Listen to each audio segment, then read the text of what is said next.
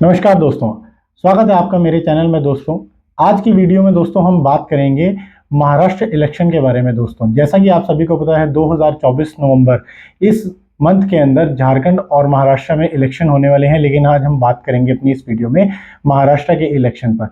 महाराष्ट्र में कुल 288 विधानसभा सीटें हैं जिनके ऊपर इलेक्शन होने वाला है और जादुई बहुमत का आंकड़ा है 145।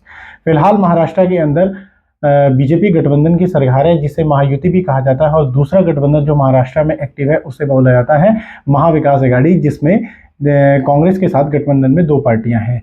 अब महाराष्ट्र की स्थिति यह है कि वहां एनसीपी के दो गुट हो चुके हैं और इसी तरह शिवसेना के भी दो गुट हो चुके हैं। फिलहाल बीजेपी ने अपने शिवसेना और एनसीपी के गुट के साथ मिलकर वहां सरकार बनाई है जिसे महायुति भी कहा जाता है। तो दोस्तों, महाराष्ट्र में ये इलेक्शन होगा 20 नवंबर को और काउंटिंग होगी 23 नवंबर को, यानी 23 नवंबर को हमें पता लग जाएगा कि महाराष्ट्र का किंग मेकर कौन है। फिलहाल श्री एकनाथ शिंदे जी महाराष्ट्र के मुख्यमंत्री हैं जो एनसीपी एकनाथ शिंदे ग्रुप के हैं, और उसी तरह वहाँ के जो डिप्टी सीएम हैं वो अजीत पवार हैं, और बीजेपी की तरफ से वहाँ जो है वो देवेंद्र फडणवीस हैं। हालांकि इससे पहले बीजेपी की गवर्नमेंट थी वहाँ शिवसेना के साथ ही, लेकिन तब शिवसेना एकजुट होती थी, शिवसेना के दो फाड़ नहीं थे, और तब देवेंद्र फडणवीस सीएम थे। तो दोस्तों, महाराष्ट्र के इलेक्शन की हम बात करेंगे तो महाराष्ट्र के इलेक्शन को लेकर आजकल देश में बहुत ही अच्छी राजनीति नहीं चल रही है और बहुत ही गर्म राजनीति चल रही है। महाराष्ट्र के अंदर सबसे बड़ी समस्या ये है कि लोग किसको वोट दें, शायद इस कंफ्यूजन में सभी होंगे, जैसा कि हम लोग भी इस कंफ्यूजन में हैं कि किसकी सरकार बनेगी, क्योंकि महाराष्ट्र के अंदर जो मेजर गुट हैं इनके लिए बहुत ही अलग सा माहौल बना हुआ है। अब अगर बात करें तो शिवसेना की ही बात कर लें। शिवसेना के अंदर दो गुट हैं। शिंदे साहब ने शिवसेना की एक गुट को तोड़कर बीजेपी के साथ मिलकर सरकार बना ली, और उद्धव ठाकरे का एक गुट है जो कांग्रेस के साथ गया हुआ है। हालांकि अगर मैं बात करूं कि उद्धव साहब के जो पिता थे बाला साहब ठाकरे, वो कभी भी इस हक में नहीं होंगे कि वो कांग्रेस के साथ गठबंधन में जाएं, लेकिन उनके पुत्र अपनी राजनीतिक महत्वाकांक्षा को शायद पूरा करने के लिए आज कांग्रेस के साथ हैं। लेकिन राजनीति के अंदर कहा जाता है कि ना कोई मित्र होता है ना कोई दुश्मन होता है, तो उसी प्रकार आज की डेट में वो कांग्रेस के साथ गठबंधन में है, जिसे हम महाविकास आघाड़ी भी कहते हैं। हालांकि दोनों गठबंधन के जो लोग हैं वो एक दूसरे पर आरोप प्रत्यारोप बहुत ही ज़्यादा करते रहते हैं, और इन आरोप प्रत्यारोप का कोई कारण नहीं है, क्योंकि जब एक राजनीति के अंदर, क्योंकि जैसे कि मैंने पहले भी कहा, राजनीति के अंदर कहा जाता है कि ना कोई मित्र है ना कोई दोस्त है, तो हो सकता है कल यही उद्धव ठाकरे बीजेपी के साथ सरकार बना लें या बीजेपी के साथ शरद पवार मिलकर सरकार बना ले, तो कुछ भी पॉसिबल हो सकता है। तो दोस्तों, महाराष्ट्र के अंदर ये 288 विधानसभा सीटों के अंदर चुनाव है जैसा मैंने बताया आपको, और 145 बहुमत का आंकड़ा है जिसे छूना है। सीट बंटवारा हो चुका है, सब गठबंधन हो चुका है, गठबंधन की सीटें जिसको जितनी चाहिए थी वो मिल चुकी हैं। अब उन सीटों के बिहाफ पर ये इलेक्शन फॉर्म होने वाला है। लेकिन महाराष्ट्र के अंदर सरकार किसकी बनेगी, किंग मेकर कौन बनेगा, ये एक गुत्थी है जो सुलझने के लिए आपको 23 तारीख तक इंतजार करना पड़ेगा। दोस्तों, महाराष्ट्र चुनाव से एक बात और हमें समझ लेनी चाहिए कि आजकल कोई भी गवर्नमेंट फॉर्म करने से पहले कोई भी पार्टी है, कोई भी पॉलिटिकल पार्टी लोग लुभावन वादे बहुत ज़्यादा करती है। जैसे अभी आपने देखा होगा कि दोनों पार्टियों ने अपने अपने घोषणा पत्र दिए और उसमें गारंटी दी।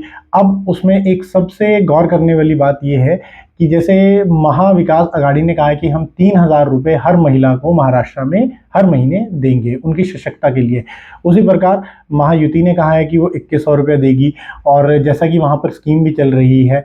तो क्या ये स्कीम्स लोक लुभावन वादों की तरह नहीं है?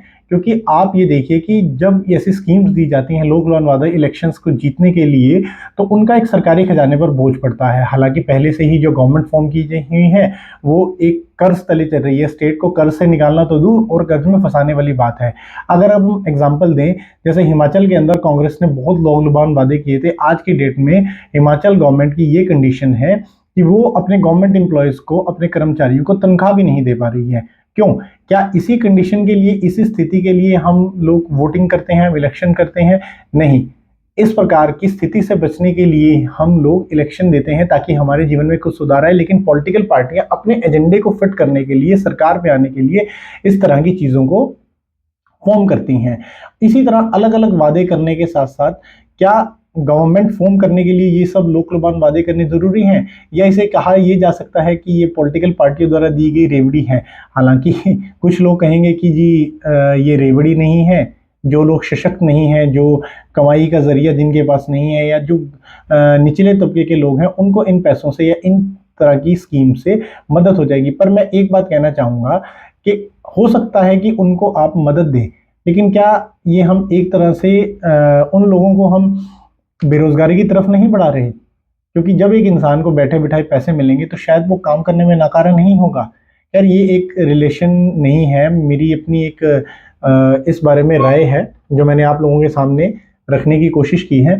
लेकिन ऐसा नहीं है कि हो सकता है कि मैं गलत भी हूँ, लेकिन मुझे ऐसा लगता है कि अगर गवर्नमेंट फ्री में चीज़ें बाँटती रही, सब्सिडाइज़ करती रही या पैसा देती रही तो लोग कमाने की तरफ कम जाएँगे। हमले कर चुके हैं। एक चीज़ और मुझे लगती है कि हो सकता है कि 23 नवंबर को अगर महाविकास अघाड़ी इलेक्शन हार जाता है तो वो बहुत ही ढंग से ये कहने वाला है कि भैया ईवीएम के अंदर गड़बड़ हो गई।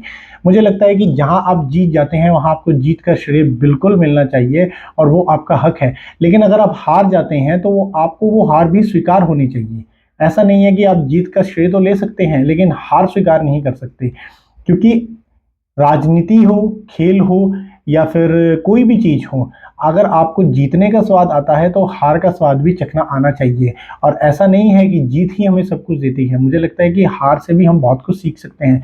लेकिन राहुल गांधी और कांग्रेस पार्टी आज एक ऐसे मुहाने पर खड़ी है, शायद वो जीत के अलावा तो सब कुछ सहन कर सकती है। मेरे ख्याल कहने का मतलब ये है कि वो जीत तो सहन करेगी, जीत में हर चीज़ सहन करेगी, लेकिन जहाँ पर वो हार जाती है वहाँ पर वो कुछ भी सहन नहीं कर सकते, ना ही अपने अंदर कोई सुधार ला सकते हैं। अभी राहुल गांधी जी इलेक्शन जैसे जैसे आगे बढ़ रहा है, रैलियां कर रहे हैं, बीजेपी पर बहुत हमलावर हैं और हर पार्टी के हर नेता का अपना एक अलग दावा है कि हम इलेक्शन जीतने वाले हैं। तो अब ये देखने वाली चीज़ होगी कि इलेक्शन कौन जीतता है, किस प्रकार जीतता है। और इस तरह की और रोचक खबरों के साथ, रोचक टॉपिक्स के साथ मैं आपके सामने आता रहूँगा। आपका दोस्त आपसे गुफ्तगू करता रहूँगा।